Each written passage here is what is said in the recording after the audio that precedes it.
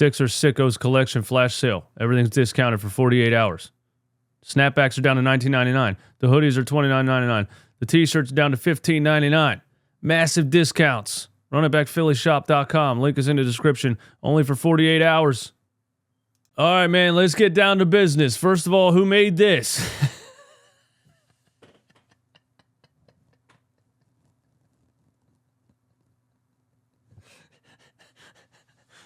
Yo, the AI is getting out of hand, bro. Look at his face. It looks like him. Joel Embiid has started doing on-court workouts recently as the team is expected to reevaluate his knee this week, Nick Nurse told Katie George before the game. Embiid has also been lifting 100% of the weight he was prior to the injury, Nurse added. So here we go, man. Look, me and a lot of you sickos find it hard to believe that Joel Embiid is going to come back this season. And, you know, every time there's a report that the Sixers are optimistic they can get him back, they think he's coming back, their plan is to have him back. Joel Embiid is in an interview saying, you know, the plan is for me to come back. We're still out here like, yeah, but it just doesn't seem realistic. And I was like, just 2 days ago, I was like, he hasn't been walking. They didn't ask him how it feels. You know, has he even done any workouts yet? We're here. I mean, he had the surgery on the meniscus, and a lot of people thought he's done for the season. And a lot of people thought the Sixers organization is just lying to us to get us to continue to have hope for the rest of the season. Maybe I was the person leading that charge with some videos that I made and some clips that kind of went viral on Instagram. But we're here. Joel Embiid is working out. He had the surgery. He's doing the rehab, and he has started doing on-court workouts. And they're hoping they can get him back by the end of this month. And that's just huge news for the Joel's done for the season crowd because he's working out, you know. Also lifting 100% of the weight he was prior to the injury. I don't know if they're talking about like lifting weights in the gym or if they're talking about putting 100% of his body weight on the knee. He's also been lifting 100% of the weight he was prior to the injury. Are we talking about leg workout, squats? What are we talking about here? I don't know what that means. But there it is. I mean, Joel Embiid is doing workouts. And I think he's coming back, guys. You know, I said it already, and the thought of Kyle Lowry starting was interesting. And I knew getting Tyrese Maxey back to that playmaking shooting guard role is probably what's best for him. Kyle Lowry in his first 2 starts with the 76ers, 17 assists and only 2 turnovers. He's now leading the team in assist-to-turnover ratio this season. I mean, that's easy to say after just a couple of games. Tyrese Maxey had a high assist-to-turnover ratio at the beginning of the season. But this version of Kyle Lowry just being the facilitator who's a threat to shoot, you know, this is all we've been kind of saying. That's why we were talking about Malcolm Brogdon and some other guys.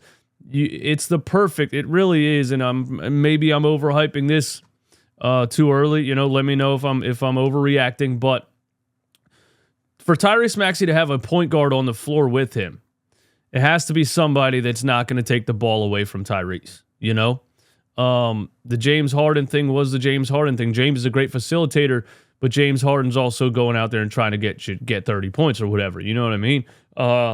And ISO and dribble the ball for fucking 49 seconds. And, you know, it really ends up hurting Tyrese Maxey as a lead scorer more than help.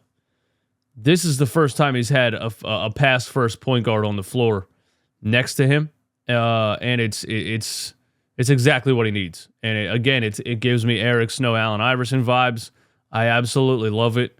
I can't wait to continue to watch it. I wish Kyle Lowry was 10 years younger.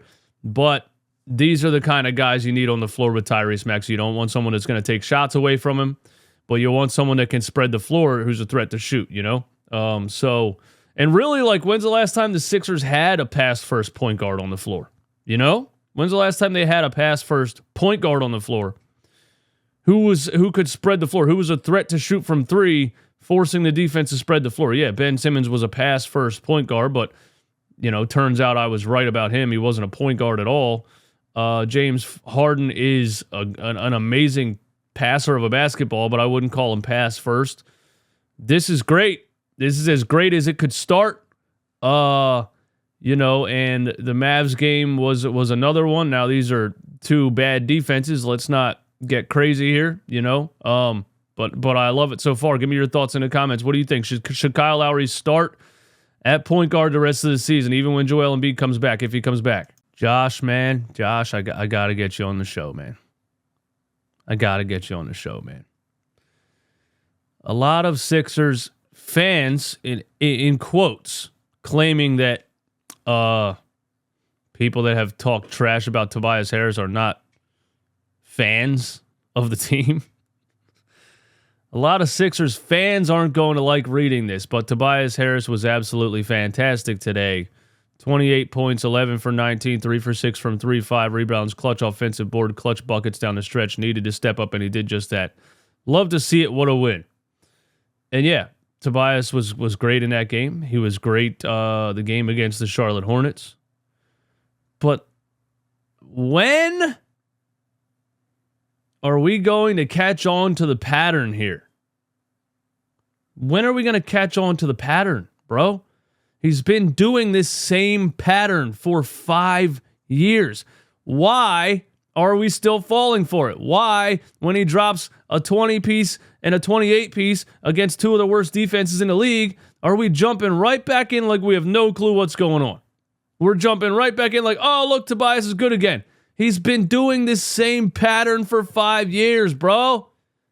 He absolutely gets punked by good physical defenses. Punked. Pushed off the court and refuses to come back. Basically. Mentally pushed off the court and refuses to fight back. That's what he does against good physical defenses. The Bucks, the Celtics, the Knicks, the Raptors. I could continue. And then he gets this open space against teams like the Hornets and the Mavs. Playoff series against the Brooklyn Nets. And he gives you these 25, these 30-point games for everyone to jump back on the bandwagon. It's absolutely ridiculous. I like what Tobias Harris did in that game. I'm not talking trash about him playing well. Nobody would do that. But there's 2 games against the Knicks coming up next week. If Tobias Harris shows up in those 2 games against the Knicks, and it's not about stats, it's not about makes or misses, it's the way he plays the game, it's the way he folds, it's the body language you watch in front of your own face on the court, it's the way he clams up and hides against those teams. If he shows up and is aggressive and confident against the Knicks next week, a Sunday against the Knicks and a Tuesday against the Knicks, then I will give Tobias Harris his flowers. But these people keep DMing me or commenting and saying, you need to give him his flowers when he plays well. No, the fuck I don't. It's the Hornets and the Mavs, bro. Come on, man. Come on, Josh. I love you and I want you to come on the show because it would be a fun conversation.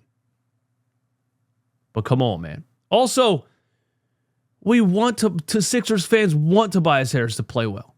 We don't hate when he plays well. We want him to play well. That's why we hate him. Because 90% of the time he plays like a fraud.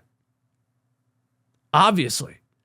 It's not like Tobias Harris does this all the time and we just randomly talk shit. I shouldn't have to say it's when it's a big game against the Boston Celtics and he gives you 3 points and 5 turnovers. Do it against the Knicks next week.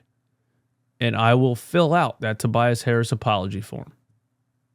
But I don't have to worry about doing that because it's not going to happen, bro. Because why? You're a betting man. Why would you bet against a pattern you've seen for 5 years? We have a bomb from the Buddy Hield burner account.